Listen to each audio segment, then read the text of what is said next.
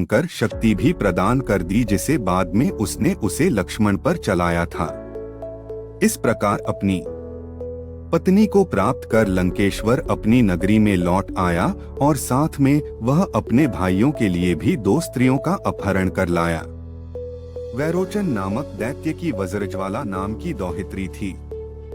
रावण ने उसे कुंभकर्ण की पत्नी बनाया और गंधर्वराज महात्मा शैलूष की कन्या सरमा, जो धर्म को जानने वाली थी, को विभीषण की पत्नी बनाया।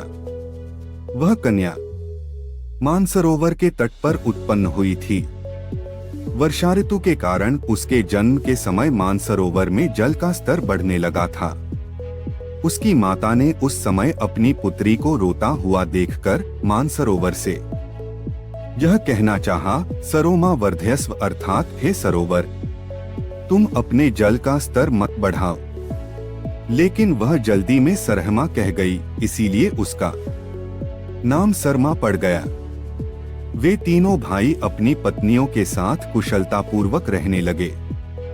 जैसे गंधर्व नंदन वन में विहार करते थे, उसी तरह वह तीनों भाई भी लंकानगरी में अपनी पत्नियों के साथ विहार करने लगे।